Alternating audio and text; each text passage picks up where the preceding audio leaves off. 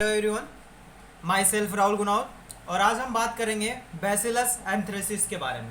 Correct, 3 part के अंदर ये वीडियो बनाएंगे अपन। ये जो बैसिलस एंथ्रेसिस की अगर बात की जाए तो इसके अंदर इसके features, histological important, virulence factor, pathogenesis, clinical manifestations, lab diagnostic और ट्रीटमेंट, ये सारी चीज़ें देखनी पड़ती है। इस वीडियो के अंदर अपन इसके features, histological importance, virulence factor, pathogenesis इसकी देखेंगे। और इससे जो नेक्स्ट वीडियो आएगा उसके अंदर क्लिनिकल मैनिफेस्टेशंस, लैब डायग्नोस्टिक और ट्रीटमेंट देखेंगे इसके। और बाकी जो कुछ थोड़ा बहुत है वो अपन बैसिलस सीरियस के बारे में बात करेंगे, और उससे जो नेक्स्ट वीडियो आएगा उसके अंदर उसको कंटिन्यू रखेंगे। सबसे पहले अपन बात करेंगे, कुछ इंट्रोडक्शन के बारे में बात करेंगे। Gram positive spore forming bacilli की बात की जाए तो ये डिवाइड होता है दो तरह के जेनेरा के अंदर, एक बेसिलस और एक कोलोस्ट्रिडियम। बेसिलस और कोलोस्ट्रिडियम की जो खास बात क्या है कि दोनों के दोनों ग्राम पॉजिटिव होते हैं और दोनों के दोनों एक स्पोर फॉर्मिंग बेसिलाई है। डिफरेंस क्या है इनका, ये ऑब्लिगेट एरोब्स है, मतलब ऑक्सीजन के प्रेजेंस में सर्वाइव करता है, ग्रो करता है। और ये बिना ऑक्सीजन के प्रेजेंस में सर्वाइवल करता है, मतलब फ्री ऑक्सीजन के प्रेजेंस में। ये नॉन बल्जिंग स्पोर्स है, ये आप देख रहे होंगे इस डायग्राम को, तो ये एक स्पोर्स है। तो ये एक ये वाइट तो ये एक नॉन बल्जिंग स्पोर्स फॉर्म हो रहा है। और कोलोस्ट्रिडियम की अगर बात की जाए तो इसके अंदर ये कुछ इस तरह का दिख रहा होगा आपको, बल्जिंग स्पोर्स फॉर्म होता है। करेक्ट। उसके बाद में नेक्स्ट पॉइंट की अगर बात की जाए तो बैसिलस एंथ्रेसिस को पढ़ने से पहले कुछ बैसिलस के बारे में अपन नॉर्मल चीज़ें बात करते हैं। सबसे पहले मैं बात करना चाहूँगा कि जो बैसिलस की अगर बात की जाए तो बैसिलस की बहुत सारी स्पीसीज़ होती है, बट जो हम यहाँ पे बात करेंगे पैथोजेनिक स्पीसीज़ के बारे में। तो पैथोजेनिक स्पीसीज़ दो तरह की होती है, एक बैसिलस एंथ्रेसिस और एक बैसिलस सीरियस। ये अब इस वीडियो के अंदर बैसिलस एंथ्रेसिस के बारे में बात करेंगे जो एक एंथ्रैक्स कोज करता है, और जो बैसिलस सीरियस की अगर बात की जाए ये फूड पॉइजनिंग कोज करवा देता है। ये भी शॉर्ट नोट्स के अंदर पूछ लिया जाता है। सेकेंड पॉइंट की अगर बात की जाए तो ये जनरली मोटाइल्स होता है बैसिलस, और ये एक पेरिट्राइकस फ्लैजिला होता है। पेरिट्राइकस फ्लैजिला कुछ इस तरह का होता है, आपको दिख रहा होगा, ये देखो बाहर की तरफ बहुत सारे तरह के फ्लैजिला है। मल्टी फ्लैजिलेट्स कंडीशन प्रेजेंट होती है इसके अंदर, और नॉन कैप्सुलेटेड होता है। सारे के सारे बेसिली की अगर बात की जाए तो मोटाइल होंगे और नॉन कैप्सुलेटेड होंगे, बट एक्सेप्शन है बैसिलस एंथ्रेसिस।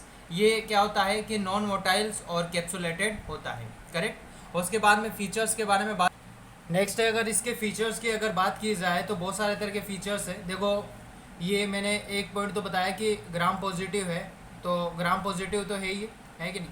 और यहाँ पे मैंने बताया कि ये बेसिलस सारे के सारे हैं वो मोटाइल्स और नॉन कैप्सुलेटेड होते हैं, बट एक्सेप्ट है बेसिलस एंथ्रेसिस, ये एक मोटाइल और कैप्सुलेटेड होते हैं। तो दो नॉन मोटाइल और कैप्सुलेटेड होते हैं, तो 2 पॉइंट ये हो गए, नॉन मोटाइल से कैप्सुलेटेड है, ग्राम पॉजिटिव है, और ये एंथ्रेक्स कोज करता है, तो ये भी पॉइंट हो गया। और रेक्टेंगुलर नोड्स होता है, कुछ इस तरह का होगा, रेक्टेंगुलर शेप का होगा, और रेक्टेंगुलर नोड्स हैं, तो जाहिर सी बात है कि इसके अंदर फ्लैजिला तो होगा नहीं। करेक्ट। तो इसके अंदर नॉन फ्लैजिलेट से ही है कि नहीं, और नॉन मोटाइल है मतलब नॉन फ्लैजिलेट से।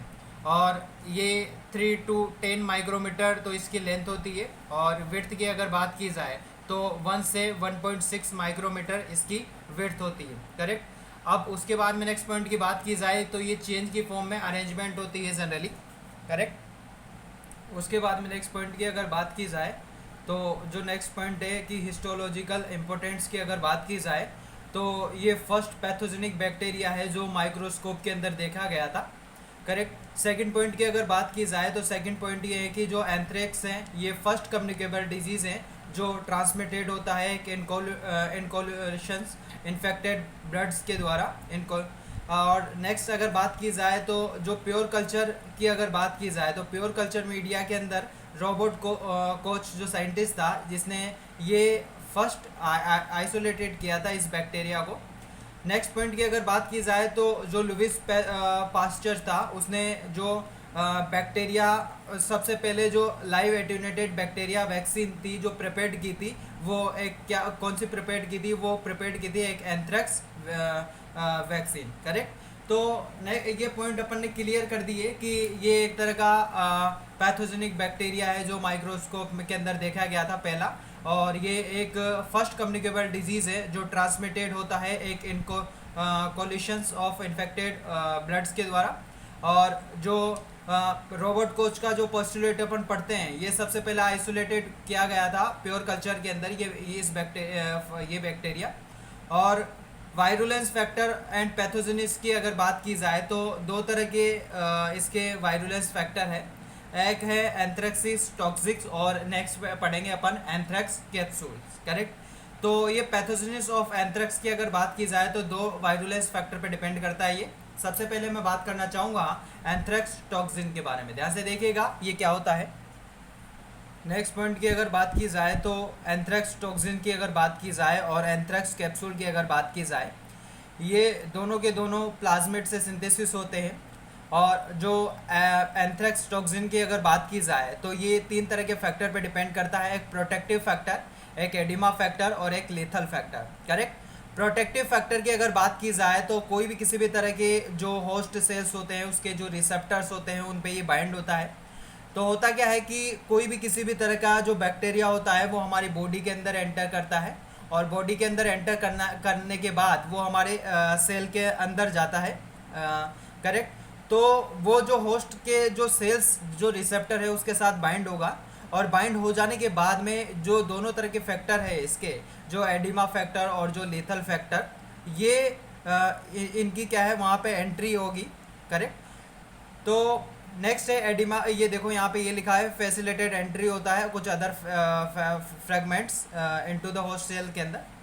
सेकेंड अगर बात की जाए एडिमा फैक्टर की बात की जाए तो एडिमा फैक्टर क्या करता है कि जो होस्ट सेल्स होते हैं उसके अंदर साइक्लिक एएमपी है उसका सेक्रेशन बढ़ा देते हैं ये। तो जब साइक्लिक एएमपी यहाँ पे होस्ट सेल के अंदर ज़्यादा हो जाएगा जिसकी वजह से क्या होगा कि एडिमा है वो एडिमा कोज करेगा ही, करेक्ट। नेक्स्ट अगर यहाँ पे बात की जाए लेथल फैक्टर की, तो लेथल फैक्टर क्या करेगा कि एक डेथ कोज कर देता है ये, करेक्ट, जिसकी वजह से जो सेल्स है वो डेथ हो जाएगा। और यहाँ पे अगर सेकंड अगर बात करें अपन कोई भी किसी भी तरह के एंथ्रेक्स कैप्सूल की अगर बात की जाए तो ये भी मैंने कहा था कि ये भी प्लाज्मिड्स हैं उसके द्वारा सिंथेसिस होता है, और ये एक पॉलीपेप्टाइड कैप्सूल से और ज़्यादातर सारे के सारे अगर अपन बात करें जो बैक्टीरिया की अगर बात की जाए तो वो मतलब पॉलीपेप्टाइड जो कैप्सूल ज़्यादातर कहने का मतलब ये है कि हम मैक्स अगर ज़्यादा सारे के सारे जो कैप्सूल्स होते हैं वो एक पॉलीपेप्टाइड्स होते हैं। और जो यहाँ पे जो बेसिलस एंथ्रेक्स का जो पॉलीपेप्टाइड जो कैप्सूल्स होता है वो एक पॉली ग्लूटामेट्स हैं उससे बना होता है। और ये क्या करता है कि कोई भी किसी भी तरह के जो कॉम्प्लीमेंट सिस्टम होता है हमारा, उस कॉम्प्लीमेंट सिस्टम को ये क्या है इनिबिट करेगा, और जब कॉम्प्लीमेंट सिस्टम इनिबिट हो जाएगा तो वो क्या करेगा मैग्नेटेट करेगा वो एक फेगोसाइट्स, करेक्ट। तो ये चीज़ कर लेगा वो और फिर वो बॉडी के अंदर सर्वाइवल कर जाता है, करेक्ट। तो इस वीडियो के अंदर अपन ने इतना ही देखा कि जो बेसिलस है वो बेसिलस क्या होता है, बेसिलस एंथ्रेक्स के बारे में देखा अपन ने, और उसके जो features histological important virulence factors pathogenesis ये सारी बात की, क्लिनिकल मैनिफेस्टेशंस, लैब डायग्नोस्टिक और ट्रीटमेंट अपन नेक्स्ट वीडियो के अंदर बात करेंगे। आशा करता हूँ कि वीडियो आपको पसंद आई हुई होगी, ऐसा हुआ है तो please like share subscribe my medicos studio YouTube channel. इसके जो नोट्स है टेलीग्राम चैनल और फेसबुक पेज दोनों पे अपलोड हो जाएंगे, वीडियो के डिस्क्रिप्शन में आपको लिंक मिल जाएगा। Thank you.